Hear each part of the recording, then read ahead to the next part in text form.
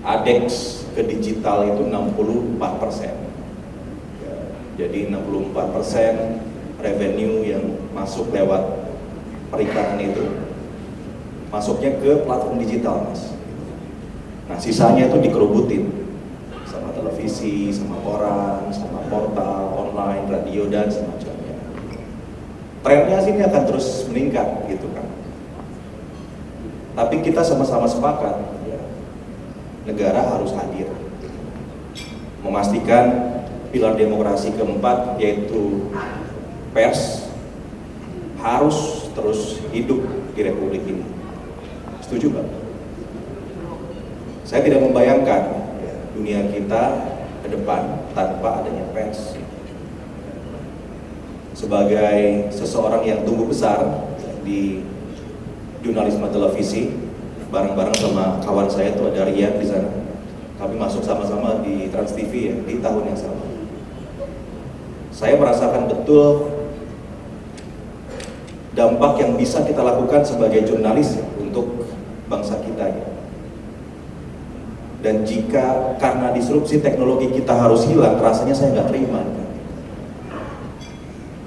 Jadi kita harus berbuat sesuatu ya, untuk memastikan pers itu hidup.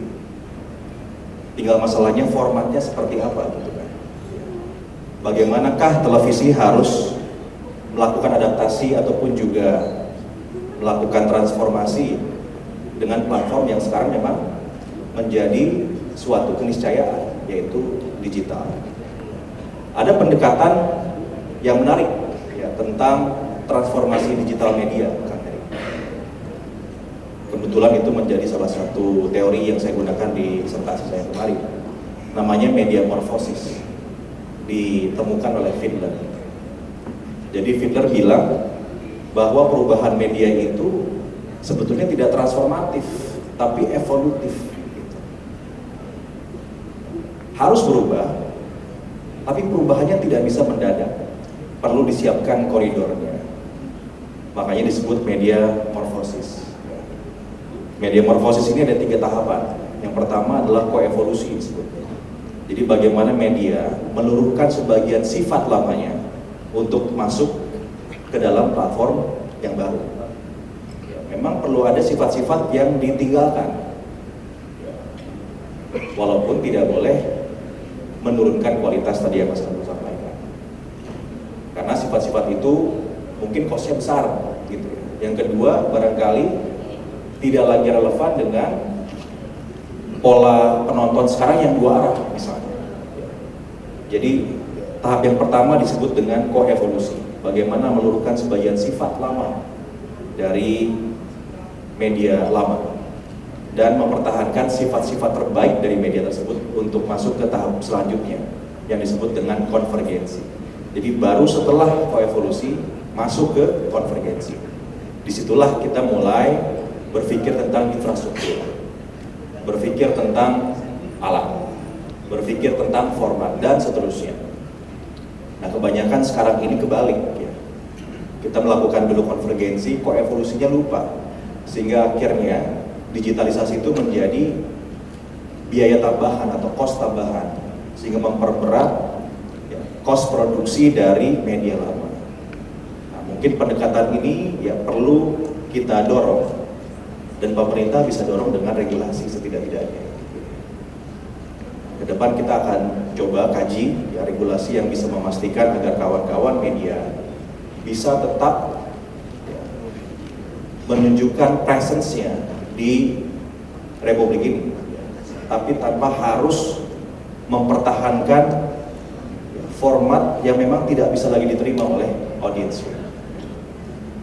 Nah, tahap yang ketiga disebut. Dan acara ini juga merupakan suatu bentuk penghormatan bagi para teman-teman jurnalis tentunya yang telah bekerja keras, berkarya. Di industri televisi Indonesia ini semuanya melalui proses penjurian yang ketat pastinya daripada juri-juri yang dikualifikasi ya. Perlindungan antusiasmenya sangat luar biasa, terbukti dengan jumlah peserta yang masuk untuk mengikuti apresiasi ini. Sejauh ini dalam hitungan sangat pendek, relatif pendek, hanya 2 bulan efektif kita kerjakan sekitar hampir 300 peserta mengikuti apresiasi ini. Sangat luar biasa. Tahap seleksi karya jurnalistik yang diberikan apresiasi berlangsung sangat ketat. Proses seleksi melibatkan 16 jurnalis pengurus pusat IJTI. Hasil yang telah diseleksi kemudian dinilai oleh para dewan juri yang terdiri dari anggota Dewan Pers periode 2013-2016 dan 2016-2019 Imam Wahyudi, pemimpin redaksi RTV Yulia Supatmo, Ketua Umum IJTI Heri Kurniawan, dan Sekjen IJTI Usman Almarwan. Dewan juri menitik beratkan pada sejumlah pitas serta kelengkapan dan kejelasan materi sebagai sebuah informasi.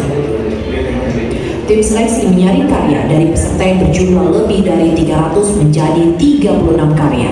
Jumlah ini kemudian dinilai oleh Dewan juri untuk dipilih 10 karya jurnalistik televisi yang diberikan apresiasi sesuai dengan tema yang telah ditentukan.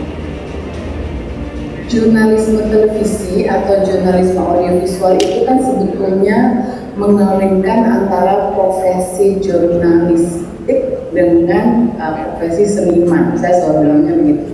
Karena kita tidak hanya dituntut untuk menyajikan data dan informasi dari pemirsa, kita juga harus bisa mengawinkan itu dengan aspek-aspek teknis dan kreativitas seperti editing, komposisi shot, alur narasinya, alur ceritanya dan seterusnya. Dan itu yang akan menjadi penentu mana dari teman-teman yang menyampaikan materi mana yang lebih unggul daripada yang lainnya. Melalui penghargaan ini, para jurnalis televisi diharapkan bisa lebih bersemangat dalam menciptakan karya-karya jurnalistik berkualitas yang berdampak positif terhadap kemajuan bangsa Indonesia.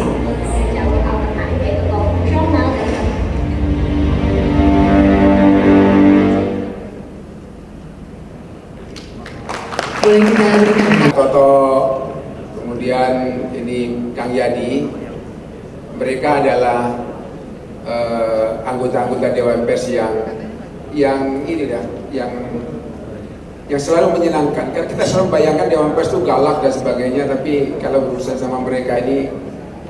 Nita dan hadirin, untuk kategori pertama kita langsung menuju ke apresiasi malam ini. Iya. Kita langsung bacakan untuk kategori pertama. Ada dari tema apa nih? apresiasi karya jurnalistik dengan tema infrastruktur, dan penerima apresiasinya adalah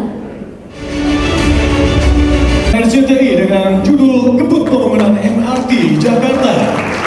Dan yang kedua adalah tim liputan Indosiar dengan judul Proses Pembangunan IKN.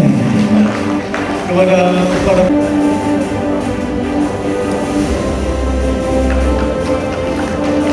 iya, tim liputan Indosiar untuk tim liputan dari RCTI. Baik, wah, satu pasukan. Indonesia boleh loh panggil pasukan.